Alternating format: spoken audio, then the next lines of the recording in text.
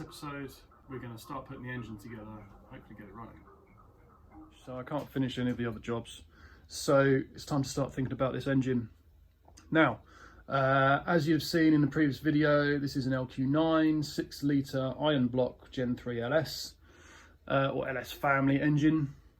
If it was aluminium block, then it'd be an LS2.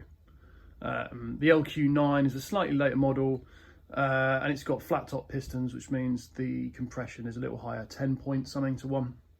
So quite happy with it so far. It's done 140,000 miles. I've had the sump off, all looks fine really. What I haven't done is check the bearings, and I'm not going to, because that's gonna start me on a journey of rebuilding it, and I don't want to do that for the minute. This engine will come out again in the future. The plan for the minute is to just get it running and driving.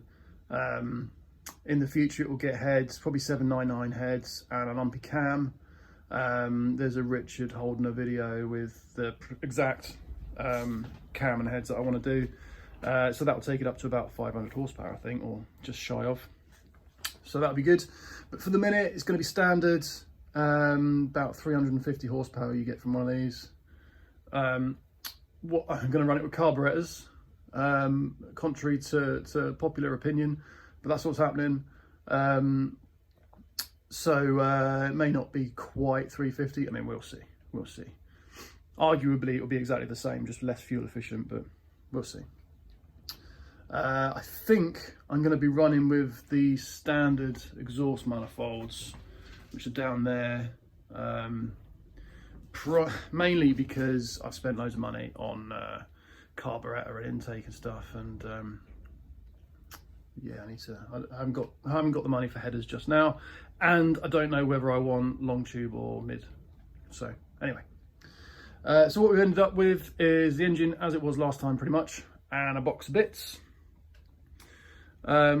Already fitted. I think in the last video I mentioned the coils were damaged, so we've got 4 new coils up here, and annoyingly I realized that the wires are a little bit old, a little bit tough. I don't really want any issues with ignition, so I bought some new wires as well. These are expensive. I think they were about $80, and that's before shipping. And I think that was each as well. So anyway, probably could have made those myself and bought, but meh, they're here now. What else have I done? Oh, I put a, can't use the factory senders, I don't think. Maybe the map sensor, but certainly not the oil pressure and temp. So we've got a converter from M12, I think, to whatever that is. It's probably 1/8 BST. That's the fuel pressure sender. I already had this gauge, 10 bar gauge, and that's a 10 bar sender, so that should be good. I'm quite keen to spin it over and see what the oil pressure is. Did I get a video? Didn't get a video, no, but what I did get, I did a like a Carfax type lookup on it, and I think that did show the oil pressure is about 40 psi. So which is, what's that, 2.5 bar, 3 bar-ish? So that should be quite good. 14 bar times whatever. What else we got? We've got a sump to go on. I'm going to check the clearance. I think that's enough waffling. Let's just get on with it. Right, first up, we've got the coil loom for the left bank. These are all brand new coils. Like I said before, it's actually not too bad. I mean, it's mainly the insulation that's all crusty. But it's off of 2003, so what, those are 11 years old, nearly 12. It's actually not too bad. But one of the plugs did break, or was broken, so probably could have just replaced that. But what I'll do, I'll keep that, or those, for another day, just in case. So there you have it. There's one side almost done, just got to plug them in, and the other side I'll do now as well, and that's what we got done. is last time I was messing about with this, I noticed that this bolt is not threading in nicely. I don't think it's cross-threaded, but I do think it's dirty, so I'm going to clean that thread. This sump needs to go, and we've got a nice Holley 302 to go on it. So let's whip this off.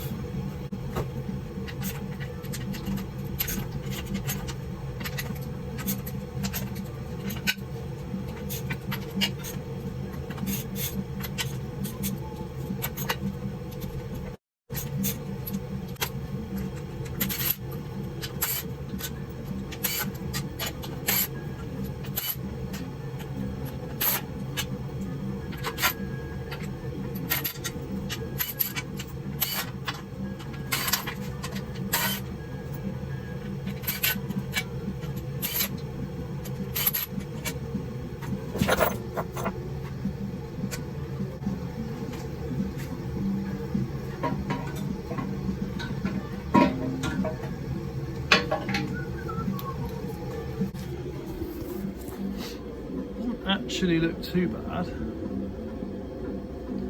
if you can see, but from what I can see there's silicone sealer in there, so I think that will clean up just fine.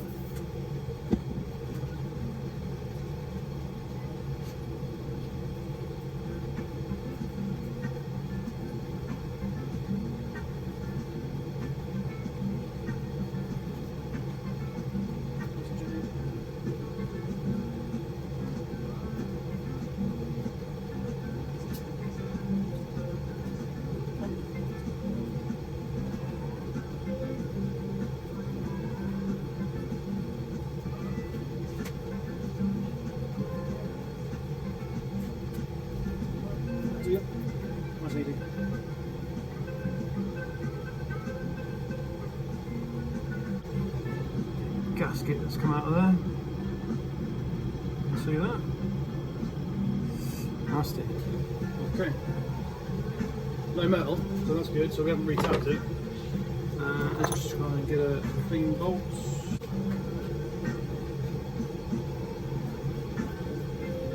Nice.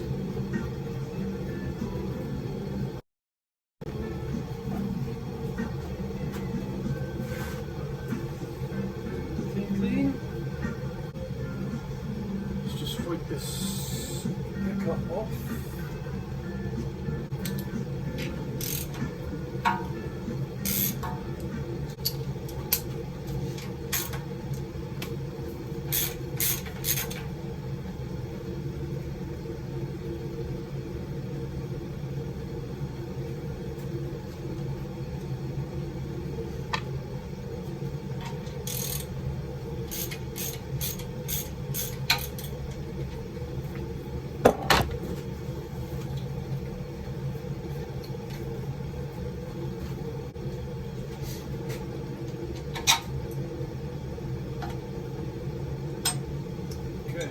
Old pickup tube. We've got a grey O-ring, which looks fine. It's a little bit square. I do have another O-ring. I don't remember what colour it is. It might be grey. We'll see. So I managed to find this in the UK. Someone had bought it for another project. I think I paid 300 quid. Which is probably what you'd pay in America. Obviously you can't get it here for that, so quite happy with that. He said he just tried it for a test fit, didn't fit, so he custom made one. So we've got the pickup, doesn't have an O-ring. Oh, it might have an O-ring, okay. Can't, no problem with spare O-rings, I suppose. We've got a bag of bolts. We've got we had a bag of bolts. We've got a baffle. The Holley 302-3, which is the maximum amount of clearance, i.e. the shallowest pan you can have. They sell a baffle for it. Annoyingly, it's expensive. I guess probably what I paid for the pan is what I'll pay for a baffle. For the minute, we're going to go without a baffle, just the one that comes, just the plate that comes with it. When the engine comes out next time, we'll stick a baffle in there as well.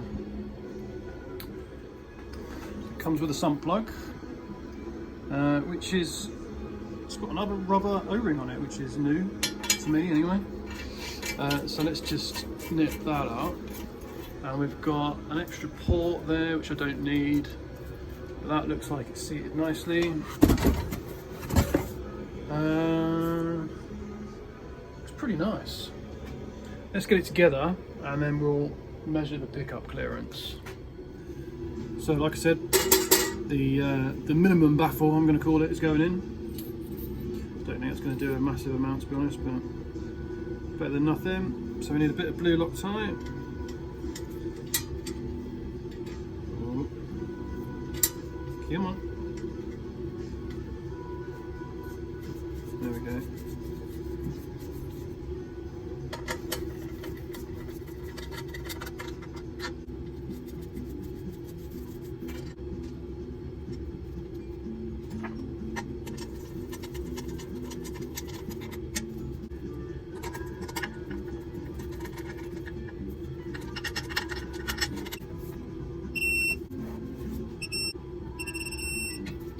So next up is your oil passage cover, which hopefully you can see.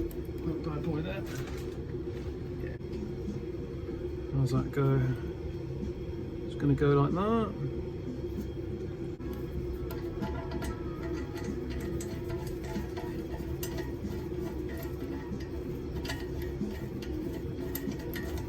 £106 inch. Okay.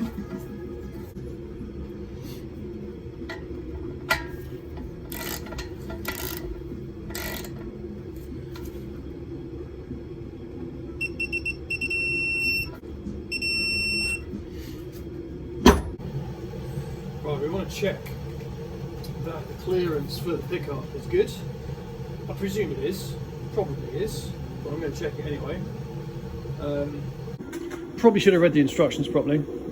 So with this pan, because it's so low clearance, you have to clearance the windage trailer. It looks quite severe. I've taken off a good third of the windage tray. Now, looks scary, isn't actually, because the oil pan sits about here, so it's doing the windage, so it's not a massive issue. You've got to clearance it for the pickup tube as well. It took me a minute to realise that. I was wondering why it wasn't seating properly. So what we've done now is I've put some clay on the pickup tube, and I've seated the pan down just lightly with the gasket on there, and I'm checking for the distance. Quite difficult to do with one hand.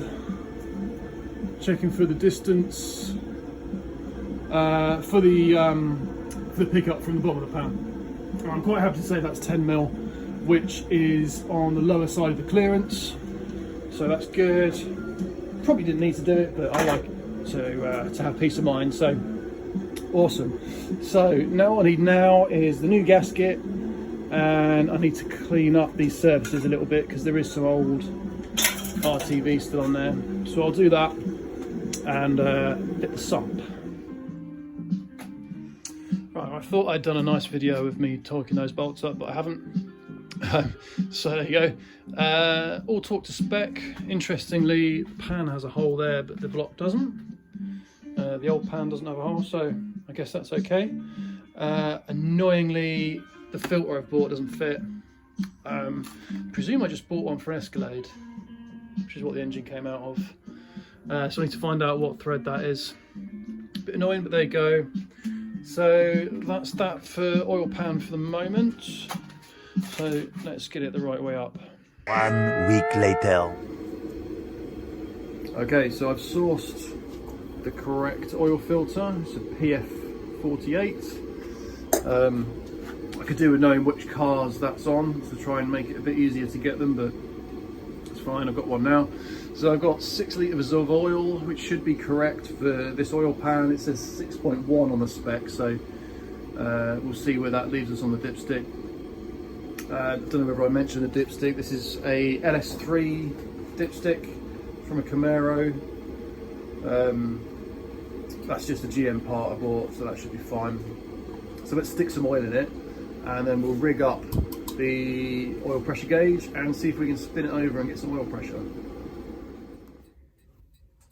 Alright, so I've got my starter motor hooked up. I'm trying to prove there's oil pressure. I've got a gauge hooked up here. I don't know whether I showed you that before, I might. But the problem I've got is that the cog on the starter motor doesn't engage with the flywheel. It hits it. So I've loosened this off a little bit, and I've got some shims. Now apparently you never have to do this, or you always have to do it. It depends who you ask. So here we are. I'm having to do it. Don't know why. I guess manufacturing tolerances aren't brilliant. So we're going to shim this. They come in 1/64 of an inch, so we'll just try them one at a time, I think. So these are the shims that I bought. I'm going to have to check exactly what I bought. It says China on it. So it's been made in China, shipped to America, and then shipped here. And they don't fit. They're too long. So I've obviously bought the wrong thing. So it just doesn't fit.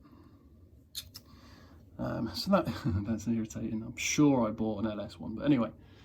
So I've modified a 1/32, and that's all it needed. So at least we've got an engine we can turn over now. So I just want to check that we've got oil pressure. We've got the sender at the back, like I said. We've got some live terminals. We've got a gauge just straight up there at the front, and an idiot light. So the idiot light should go off, and we should see some bars on here. So just 1 second while I turn it over.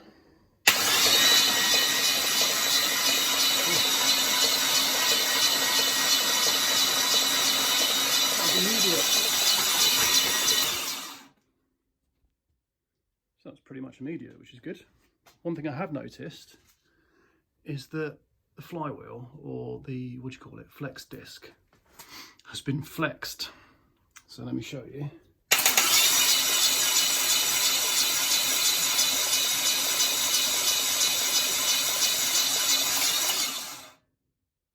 That is not supposed to do that. I mean, it's good that it does actually work and turns the motor, but I'm not sure I can leave it like that. I think that might end up in a vibration. And of course the actual flywheel is going to bolt to that as well, so that's a pain. I guess that happened in shipping or something. I did get ripped off with this motor, I think. But there we go, we've got it now, we just need to deal with it. So that's another thing to add to the list. I'm happy that we've got oil pressure, so we can start putting some intake on it now. So Santa Claus has been, and he's brought me some things. Most obviously, I have an ignition box. This is the go-to for LS carbureted ignitions. MSD 6014, I believe. In red, you can get them in black as well. Comes with the cables that plug into the coils, and there's a little USB lead so you can tune it. So I'm looking forward to playing with that. What else have we got here? We've got a dual plane intake, so I've not looked at yet. Interestingly, so the heads are cathedral port heads, but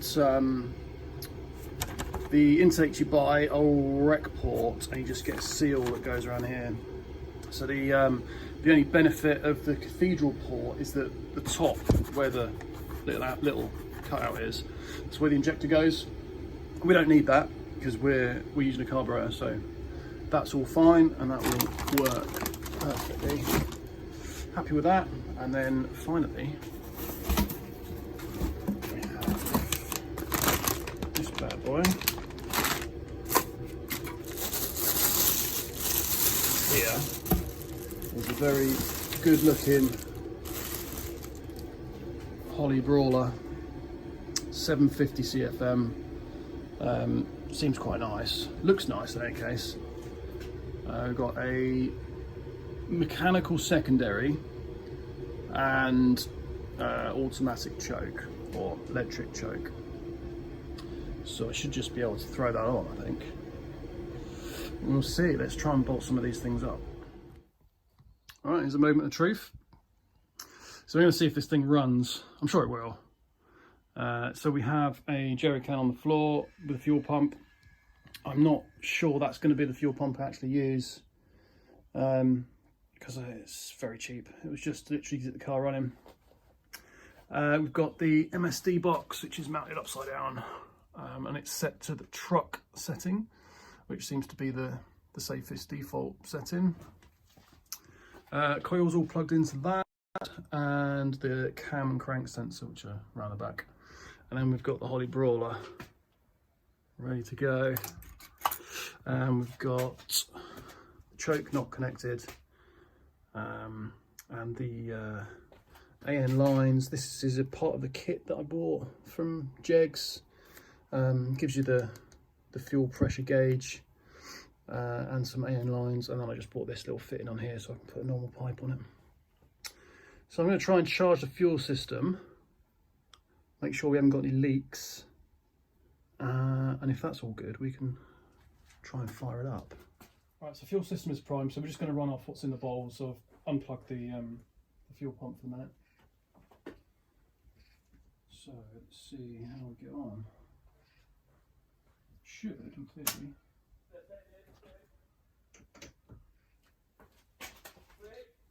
Just fire up.